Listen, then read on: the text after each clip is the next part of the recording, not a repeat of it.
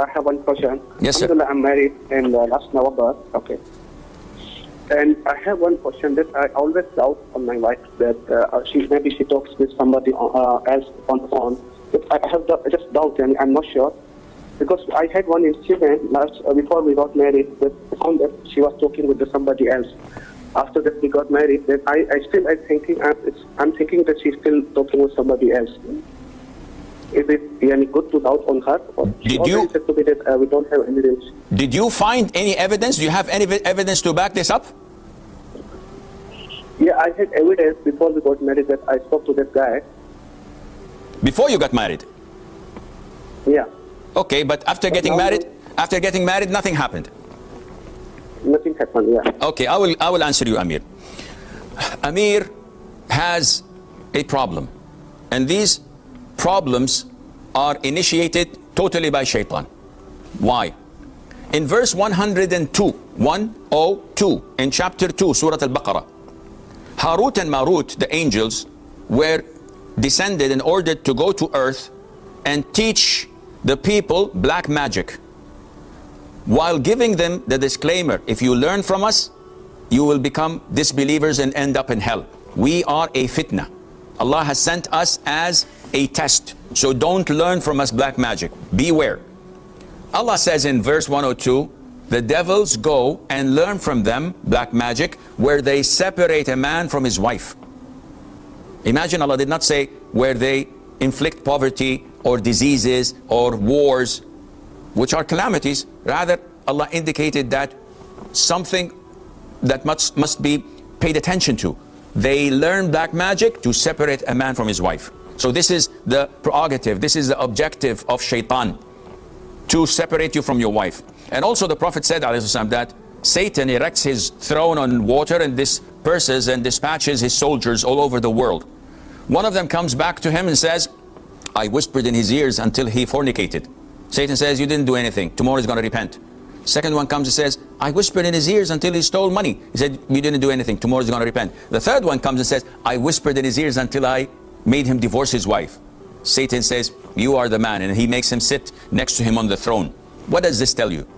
It tells you that this is the utmost desire of Satan on earth after shirk, is to break a Muslim home.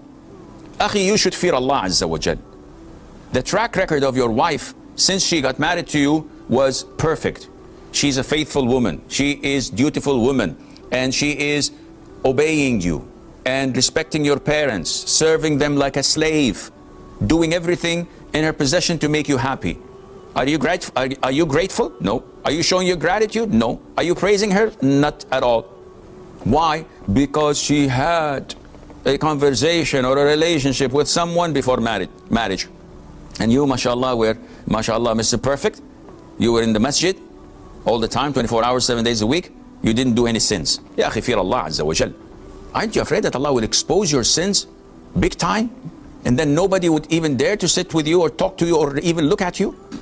You're talking ill about your wife over something she did in the past. And who among us did not have a past? Ya akhi, you should fear Allah. Allah says in the Quran, O you who believe, avoid much negative assumption. اجتنبوا كثيرا من الظن. Indeed, some assumption is sin. Some is sin. And what you're doing is totally sinful. You should fear Allah Azza wa Jal. You should stop all of these intrusive thoughts at once. And you should work at least 6 months to a year praising your wife, thanking her, showing her your gratitude, and trying to make up for all these years that you had these negative thoughts about her. Maybe you would make it up for her and would erase some of the sins you have compiled throughout the years, and Allah knows best. It's possible to have two wives living in the same house, but each have a separate room. Basically speaking, Akhi Ahmed, a Muslim man must provide his wife with a separate, proper accommodation that befits her standard of living. Which means that she's not obliged to live with your family in a joint family. She's not obliged to take in her house people she doesn't want. If you manage to give her a separate room, bedroom, a living room, a bathroom, and a kitchen with a separate entrance where she is not obliged to see others, that is her God-given right. Now, if someone strikes the jackpot and both of his wives agree to live in the same house and they have no ill feelings, no malice, with the grace of Allah, then this is their rights. If they waiver it, if they say, no, we're fine with it, we're okay in having one joint kitchen, no problem. But definitely they have to have their own separate bedrooms. Is it the ideal situation? The answer is no. Because feelings of jealousy will inevitably come.